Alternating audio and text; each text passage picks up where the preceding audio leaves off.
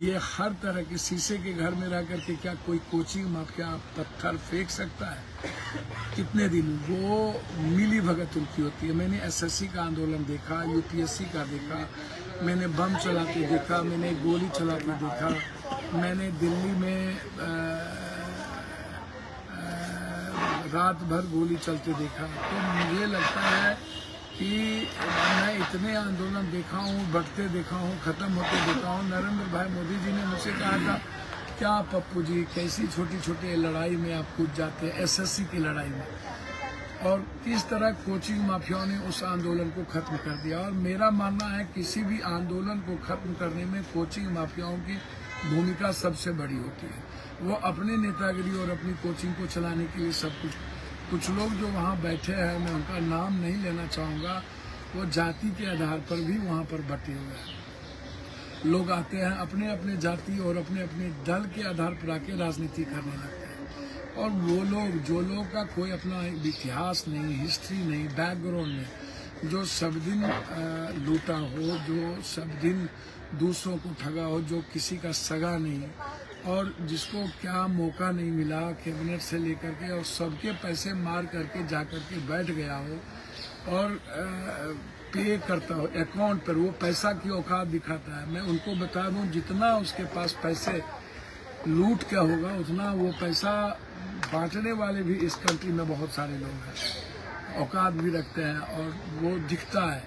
तो इनकी वो हैसियत नहीं है, ये सिर्फ अपने बेनिफिट के लिए हर काम को करते हैं। इससे बची, इससे बड़ा बहरूपिया और इससे बड़ा धूर्त मुझे लगता है कि मैं जीवन में इतना बड़ा धूर्तही राजनीति करने वाला और दोगलई राजनीति करने वाला व्यक्ति मैंने देखा नहीं। मैंने इतना अपॉर्चुनिस्ट, जब ये नहीं करूँगा जी, वैसा नहीं होगा जी, घर नहीं बनाऊँगा जी, गाड़ी नहीं लूँगा जी, सुरक्षा नहीं लूँगा जी, आने के बाद ये जिस तरीके से लाखों करोड़ों लूट के पैसे से जो काम करने लगे, तो मेरा मानना है कि हर परिस्थितियों में ऐसे लोगों से बचना चाहिए। ऐसे लोग बहरूपिया की तरह आते हैं, ये इन लोगों के बाप का पैसा नहीं है। ये सोचते हैं, जब देखा इन्होंने कि अब मेरे पास कोई रास्ता नहीं है, तो ये एक दिन आए और फिर भाग गए, दूसरे दिन ये राजनीति करने आ गए। और अब ये जब संसद छात्रों ने बड़ी भूमिका निभाने की कोशिश की, तो वो उसके शेयरदार बनने लगे कि मैं आपको ऐसा करूँगा, मैं वैसा करूँगा। और इसमें उन्हीं वो जो बैठे हुए वकील हैं, मोटा क्या नाम है, वो लोग ने जाति के आधार पर उसको प्रश्रय दिया। और वो जो लोग कहते थे राजनीति नहीं करेंगे, उनसे मैं ये जानना चाहूँगा, इस बीपीएससी के आंदोलन को नेताओं का जागीर कैसे बना रहे हैं? और क्या आपको लगता है कि सरकार ऐसे चीज़ों में सपोर्ट करेगी? जब आप कोचिंग माफिया का सपोर्ट लेंगे और राजनेताओं का आप सपोर्ट लेंगे, कोई आपको सपोर्ट करे जा करके वहाँ धरना स्थल पर बैठे आपकी मदद करे, चलेगा। लेकिन जब आप हिस्सा बन जाइएगा और कोई पॉलिटिकल पार्टी को अपना हिस्सा बनाने लगेगा और नाम लेके बोले स्वराज या फलना या जनता दल यू, तो ये पार्टी तो वो पार्टी, तो ऐसे लोगों का जाति के आधार पर कुछ सोशल मीडिया स्टोर्स भी पैसा से लगता है कि कितना बड़ा क्रांति, जो ऐसे पूछिए कि ये कहता था कि संघर्ष करने से और आंदोलन करने से कुछ भी नहीं होता, कोई परिवर्तन नहीं होता है।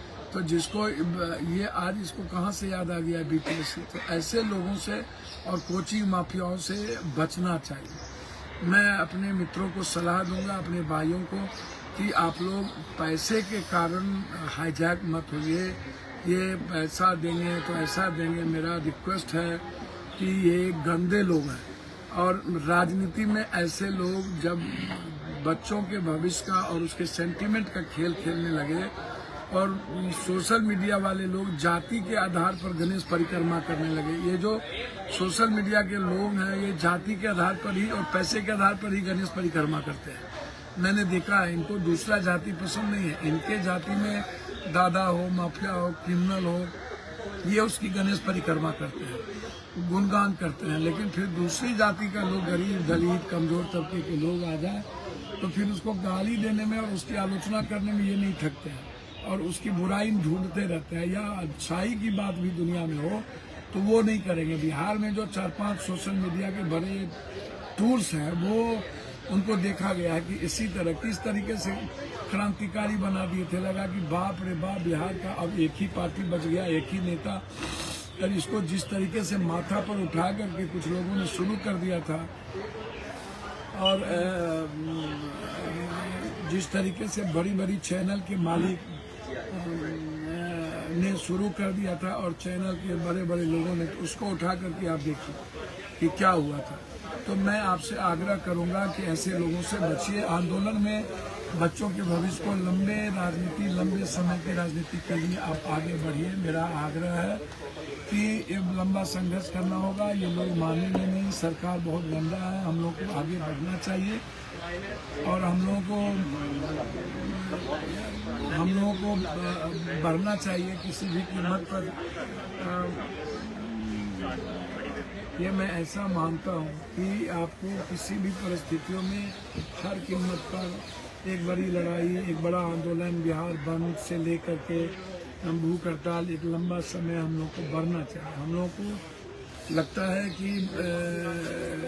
कि हर कीमत पर ये बीपीएससी की लड़ाई एक छोटी नहीं है। ये पूरे क्वेश्चन और पेपर रिकॉर्ड का जो मामला है, ये बहुत महत्वपूर्ण और ये नहीं होना चाहिए। दुनिया को खत्म, ऐसे में हमारे बच्चे की ज़िंदगी खत्म हो जाएगी। हमें पेपर रिकॉर्ड के मुद्दों पर हमको गंभीर चिंता करना चाहिए, और कोचिंग माफिया और नेताओं से बचना चाहिए। ये मेरी सलाह है। और बच्चे को लड़ने दीजिए। बच्चे का ये भविष्य, जो एग्ज़ाम दिए हैं, जो नेता कोचिंग वाले छोटे छोटे बैठे हैं, आप सपोर्ट कीजिए। आप इससे दिग्भ्रमित मत होइए। और कुछ सोशल मीडिया जो वहाँ पर अच्छा काम भी करते हैं, एक दो आदमी जो सिर्फ स्टूडेंट की बात करते हैं, उनको तायद करिए। स्टूडेंट के अलावा 3-3, 4-4 घंटा तक लगातार ये आपकी आवाज़ उठाते हैं। आप वैसे सोशल मीडिया को जो छोटे स्तर पर है, उसका भी सम्मान होने की ज़रूरत है। लेकिन ये जो जब कोचिंग माफिया आता है, तो उस तरीके से कुछ चैनल वाले हो भाई तोबा करने लगते हैं। कोचिंग माफियाओं से मैं तो किसी कीमत पर कोचिंग माफियाओं को कभी तवज्जो नहीं दूंगा, और कोचिंग माफिया ही गलत तरीके से करता है। और कोचिंग माफियाओं के खिलाफ मेरी लड़ाई जारी है, और मैं इस बात को लेकर के बहुत ही कंप्लीट हूँ। उस पर कोई कंप्रोमाइज़ मेरा नहीं है। और कोचिंग माफियाओं के खिलाफ हमारी आवाज़ रहेगी, नेताओं के खिलाफ आवाज़ रहेगी। फिर मैं कहूँगा कि ये गंदे लोग, और जो दूसरे का लूट करके पैसा लाए और वो इस्तेमाल राजनीति का करे, और 12 दिन के बाद उसकी कुंभकर्ण की निंद्रा टूटे, और जो संघर्ष के रास्ते चलने की औकात ना हो, उनको बोलिए कि आप इसी जगह धरना पर बैठो। यदि वो बैठ गया 4 दिन, उनको बोलिए बैठने के लिए डे नाइट। आप उनके गर्दनी बाग में क्यों नहीं बैठना चाहते? और अब उसको पता है कि गांधी मैदान में ढुकने नहीं देगा, गांधी मैदान में करने नहीं देगा।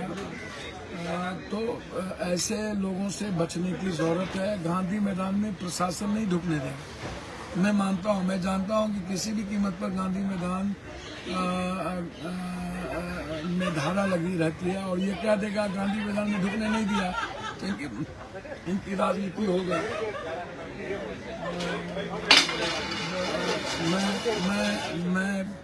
मेरा आग्रह है कि राजनीति करने मत दीजिए। ये गंदे लोग हैं। फिर मैं आपको बार बार कहता हूँ, ये सोशल मीडिया का पैदाइश किया हुआ लोग है। पैसा की बदौलत होता है। ये व्यूअर्स पैसा से ही खरीदना चाहता है, इसलिए इससे बचिए और आंदोलन को सक्सेस कीजिए। मैं भी आपको मोरल सपोर्ट देता हूँ।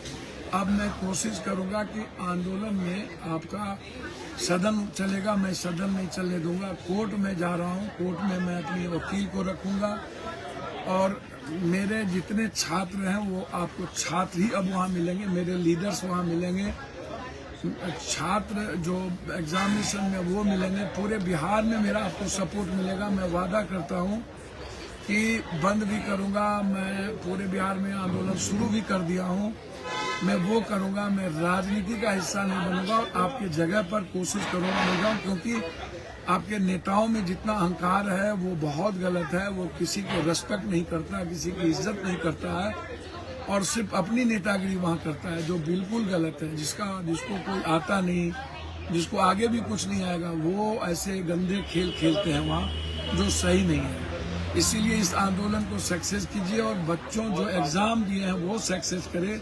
This is the important. ये इसको अदरवाइज ना लीजिए और इसको सक्सेस करिए। इन्हीं शब्दों के साथ मैं पुनः एक बार आपको कहूँगा कि पूरे बिहार के छात्रों को इस भूमिका में, इस चीज़ों में जुड़ना चाहिए। हमारे बीपीएससी के बच्चों की जीत के लिए हमें आगे बढ़ना चाहिए, मैं ऐसा मानता हूँ।